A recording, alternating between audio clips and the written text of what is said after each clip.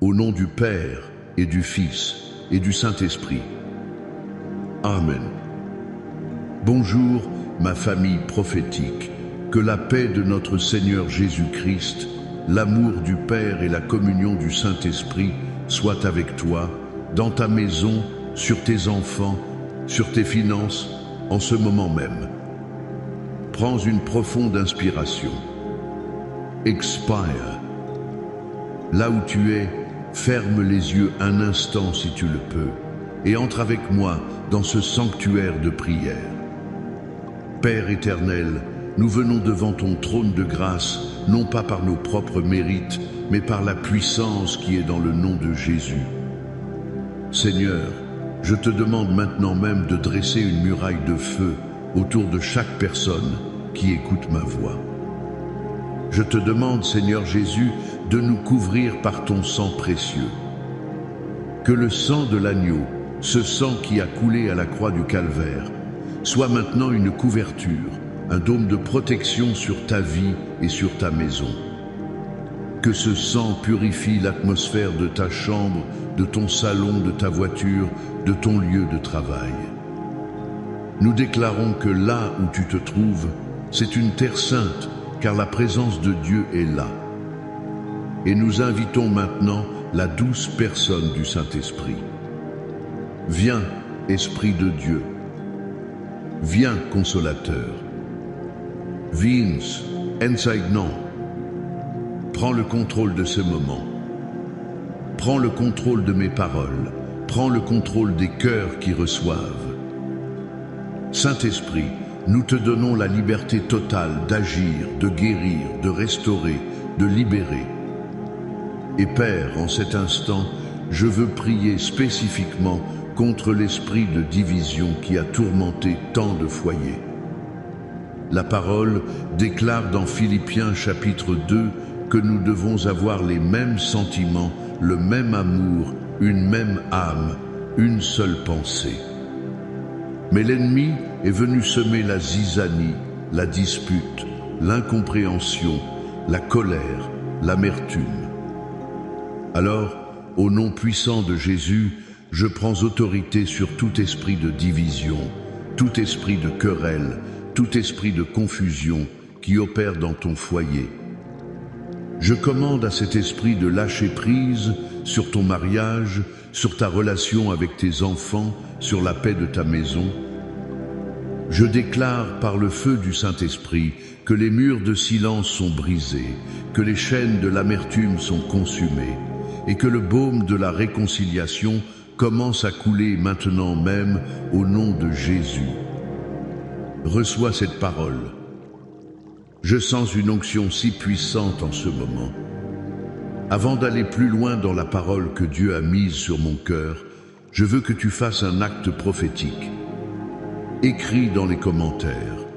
Ma maison est une ambassade du ciel. Fais-le maintenant. Ma maison est une ambassade du ciel. Et pendant que tu y es, si tu n'es pas encore abonné, rejoins notre famille prophétique en cliquant sur le bouton s'abonner.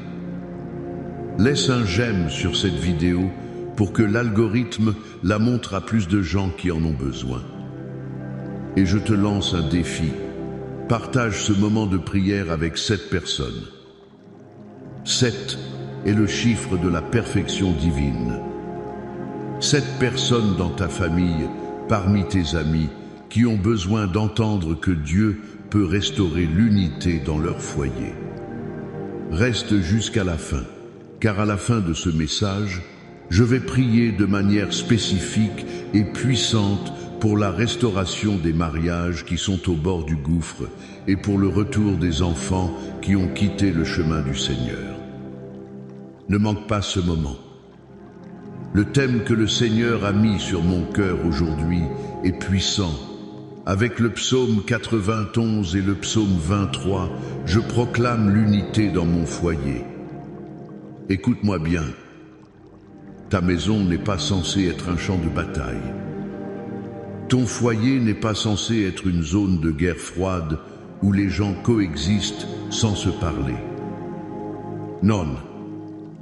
Le plan de Dieu pour ta maison est qu'elle soit un havre de paix, un lieu de joie, un refuge, un avant-goût du ciel sur la terre. Mais l'ennemi, le diable, déteste l'unité familiale. Pourquoi? Parce qu'une famille unie dans le Christ est une force de frappe redoutable contre le royaume des ténèbres. Une famille qui prie ensemble, qui s'aime, qui se pardonne, est un témoignage vivant de la puissance de l'Évangile. C'est pourquoi il attaque ton foyer avec tant de férocité.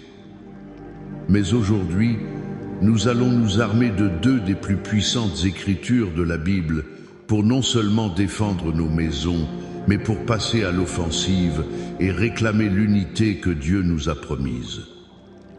Notre premier point, le psaume 91, la forteresse spirituelle de ton foyer. Le psaume 91 commence par ces mots. Celui qui demeure sous l'abri du Très-Haut repose à l'ombre du Tout-Puissant.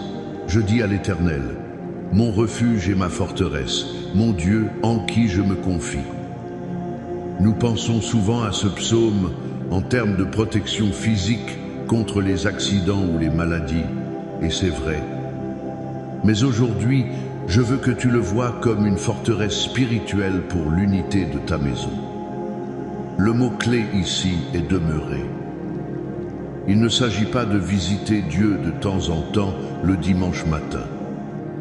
Demeurer, c'est faire de sa présence ta résidence principale. C'est décider en tant que famille, nous vivons sous la protection de Dieu.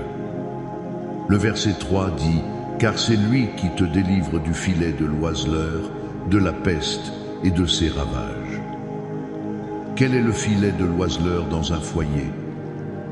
Ce sont les malentendus. Ce sont les paroles tordues.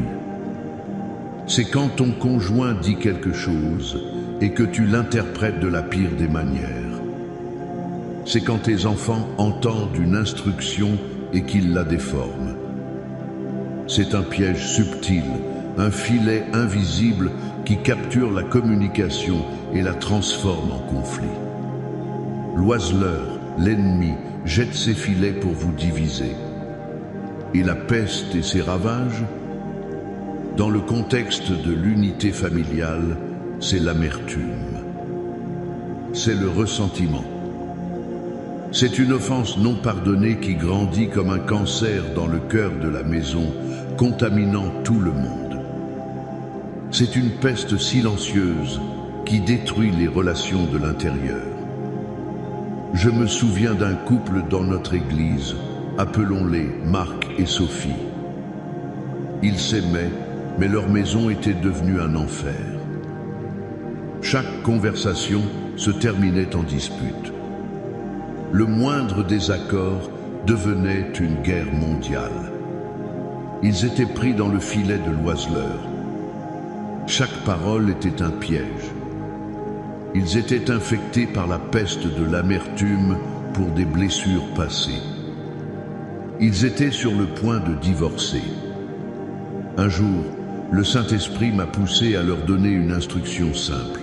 Chaque soir, avant de dormir, peu importe à quel point vous êtes en colère l'un contre l'autre, tenez-vous la main et lisez le psaume 91 à voix haute sur votre mariage et vos enfants.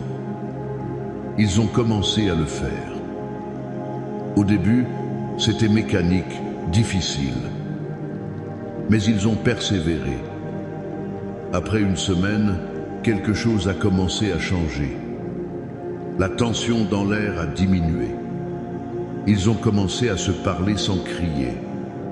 Après un mois, ils ont réalisé qu'ils n'avaient pas eu de grosses disputes. Pourquoi? Parce qu'en déclarant la parole, ils activaient la protection divine. Ils déclaraient « Éternel, tu es notre refuge. Délivre-nous du filet du malentendu. Délivre-nous de la peste de l'amertume. » Ils ont fait de Dieu leur forteresse. Comment appliques-tu cela? Ce n'est pas une formule magique, c'est un acte de foi. Tu dois prendre le psaume 91 et le déclarer sur ta maison. Marche dans chaque pièce et dis, cette chambre est sous l'abri du Très-Haut. Mets ta main sur le lit de tes enfants et dis, aucun malheur ne t'arrivera, aucun fléau n'approchera de ta tente. Fais de ce psaume la constitution spirituelle de ton foyer. Tu dois déclarer que ta maison est une forteresse impénétrable pour l'esprit de division.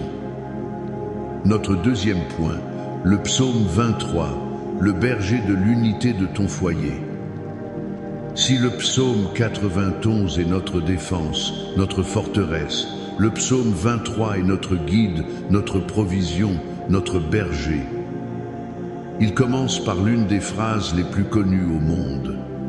L'Éternel est mon berger, je ne manquerai de rien. Aujourd'hui, je veux que tu le personnalises pour ta famille. L'Éternel est le berger de notre foyer, nous ne manquerons de rien. Pas seulement de nourriture ou d'argent, mais nous ne manquerons pas de paix, nous ne manquerons pas de joie, nous ne manquerons pas d'amour, nous ne manquerons pas d'unité. Regarde les versets 2 et 3.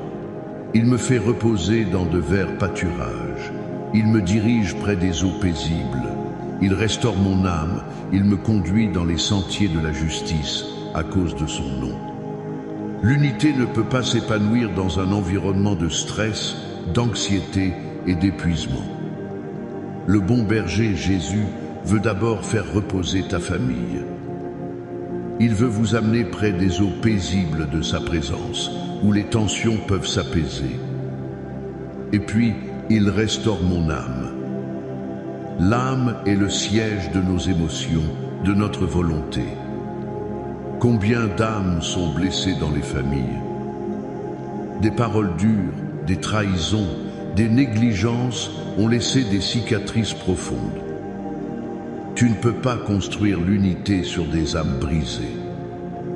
Tu as besoin du berger pour venir panser les plaies, pour apporter la guérison intérieure à ton conjoint, à tes enfants et à toi-même.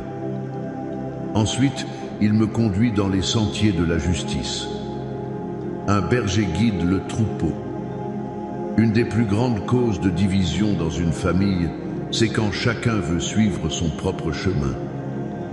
Le mari va à droite, la femme va à gauche, les enfants partent dans toutes les directions. C'est le chaos. Mais quand vous décidez ensemble que Jésus est le berger de votre maison, il vous donne une vision commune, une direction. Il vous aligne sur sa volonté. Il vous conduit ensemble sur le même sentier. Imagine David, l'auteur de ce psaume. Il était un berger. Il savait ce que c'était que de gérer un troupeau. Il y avait des brebis têtues, des brebis qui s'égaraient, des brebis qui se battaient entre elles. Il devait les protéger des lions et des ours. Il devait trouver de l'eau et de la nourriture pour elles. Il devait les garder ensemble. Maintenant, vois Jésus comme le berger de ta famille. Il sait exactement comment gérer le membre de ta famille qui est têtu. Il sait comment aller chercher celui qui s'est égaré. Il sait comment vous protéger des lions spirituels qui rôdent pour vous dévorer. Il sait comment vous nourrir de sa parole et vous abreuver de son esprit. L'application est une question simple mais profonde. Qui est le berger de ton foyer? Est-ce que c'est toi? Est-ce que c'est l'argent? Est-ce que c'est la culture? Ou est-ce que c'est Jésus? Ce soir, je t'appelle à rendre le bâton de berger à qui il appartient. Fais cette prière dans ton cœur. Seigneur Jésus, pardonne-nous d'avoir essayé de diriger notre propre vie, notre propre famille. Aujourd'hui, nous te remettons le contrôle. Sois le berger de notre maison. Conduis-nous, restaure-nous, guide-nous vers l'unité. Et le psaume 23 a un secret de plus. Verset 5. Tu dresses devant moi une table en face de mes adversaires. Qui sont tes adversaires? Ce sont l'esprit de division, la colère, le ressentiment, l'orgueil. Et que fait Dieu? En plein milieu de la bataille, alors que les ennemis sont là, tout autour, il dresse une table de communion, une table de provision, une table de victoire. La table à manger dans ta maison devrait être un autel de paix, pas un tribunal où l'on juge les autres, pas un ring de boxe où l'on échange des coups verbaux. C'est à table que la famille se rassemble. Dieu veut dresser une table de réconciliation et de joie dans ta maison, juste sous le nez de l'ennemi qui voulait vous détruire. Réclame ta table à manger pour le Seigneur. Maintenant, je veux que nous passions à un moment prophétique. Je vais lire l'intégralité du psaume 91 sur ta vie et sur ta maison. Ne l'écoute pas seulement avec tes oreilles, reçois-le dans ton esprit comme une arme puissante, comme un décret royal qui est scellé sur ton foyer. Où que tu sois, adopte une attitude de révérence. C'est la parole de Dieu qui est proclamée. Celui qui demeure sous l'abri du Très-Haut repose à l'ombre du Tout-Puissant. Je dis à l'Éternel, mon refuge et ma forteresse, mon Dieu, en qui je me confie, car c'est lui qui te délivre du filet de l'oiseleur, de la peste et de ses ravages. Il te couvrira de ses plumes, et tu trouveras un refuge sous ses ailes. Sa fidélité est un bouclier et une cuirasse. Tu ne craindras ni les terreurs de la nuit, ni la flèche qui vole de jour, ni la peste qui marche dans les ténèbres, ni la contagion qui frappe en plein midi. Que 1000 tombent à ton côté et 10 000 à ta droite, tu ne seras pas atteint. De tes yeux seulement tu regarderas et tu verras la rétribution des méchants. Car tu es mon refuge, ô Éternel. Tu fais du Très-Haut ta retraite. Aucun malheur ne t'arrivera, aucun fléau n'approchera de ta tente. Car il ordonnera à ses anges de te garder dans toutes tes voies. Ils te porteront sur les mains, de peur que ton pied ne heurte contre une pierre. Tu marcheras sur le lion et sur l'aspic, tu fouleras le lionceau et le dragon. Puisqu'il m'aime, je le délivrerai. Je le protégerai, puisqu'il connaît mon nom. Il m'invoquera et je lui répondrai.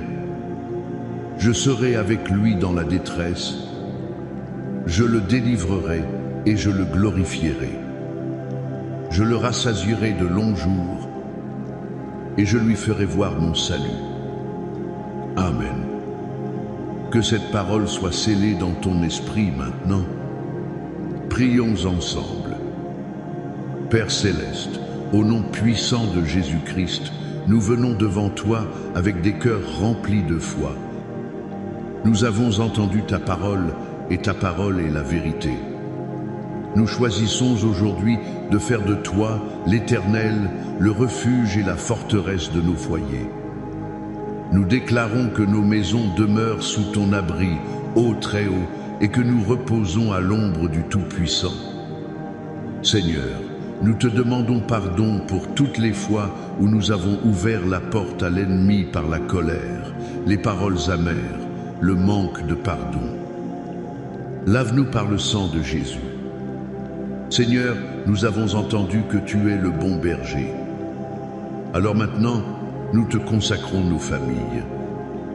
Sois le berger de nos mariages, le berger de nos enfants, le berger de nos finances, le berger de nos décisions. Prends la houlette et conduis-nous. Restaure nos âmes blessées. Guéris les cœurs brisés. Pense les plaies causées par des années de conflit. Ramène-nous près des eaux paisibles de ta paix, une paix qui surpasse toute intelligence. Et maintenant, comme je l'ai promis, je veux prier pour des situations spécifiques. Père, je lève vers toi chaque mariage qui est en ce moment sur le fil du rasoir. Chaque couple qui a déjà prononcé le mot divorce. Chaque mari, chaque femme dont le cœur est rempli de désespoir. Au nom de Jésus, je brise l'esprit de divorce. Je brise l'esprit d'adultère, l'esprit de dispute, l'esprit d'incompréhension. Saint-Esprit, je te prie de souffler un vent nouveau sur ces mariages. Souffle sur les braises de leur premier amour et ravive la flamme. Je commande aux murs de glace entre les époux de fondre sous le feu de ton amour. Je libère une onction de réconciliation, de pardon et de restauration maintenant même. Que ce qui était mort reprenne vie, au nom de Jésus. Et Père, je prie pour chaque parent qui pleure un enfant prodigue, chaque mère, chaque père dont le cœur est brisé de voir son fils ou sa fille s'éloigner de toi, pris dans le péché, dans les mauvaises fréquentations, dans l'addiction. Seigneur, ta parole dit que tu ordonneras à tes anges de nous garder dans toutes nos voies. J'envoie maintenant les anges du Seigneur chercher ces enfants perdus. Je brise les chaînes de la rébellion. Je commande à l'esprit de ce monde de lâcher ton fils, de lâcher ta fille. Je prie pour que, comme le fils prodigue, il rentre à la raison et qu'un désir puissant de retourner à la maison du Père les envahisse. Père, prépare le festin, car ils reviennent. Nous les appelons à revenir du nord, du sud, de l'est et de l'ouest, au nom de Jésus. Je prie pour une percée financière dans ta maison. Je brise tout esprit de manque, de dette et de pauvreté. Je déclare que l'Éternel est ton berger et que tu ne manqueras de rien. J'ouvre les écluses des cieux sur tes finances, sur ton travail, sur ton entreprise. Reçois des idées créatives, reçois des promotions inattendues, reçois l'annulation de dettes, au nom de Jésus. Je prie pour la guérison divine, pour chaque corps affligé par la maladie, la douleur, l'infirmité. Par les meurtrissures de Jésus, tu as été guéri. Je commande à la tumeur de se dessécher, au cancer de mourir à la racine, à la douleur de partir, à la dépression de fuir. Que la puissance de résurrection de Christ coule dans ton corps maintenant et te rende pleinement bien, de la tête aux pieds. Enfin, nous déclarons la victoire totale. Victoire sur la division. Victoire sur la maladie. Victoire sur le manque. Victoire sur la peur. Ta maison n'est plus un champ de bataille, mais un palais pour le roi des rois. L'unité est ta portion. La paix est ton héritage. La joie est ta force. Reçois maintenant cette bénédiction.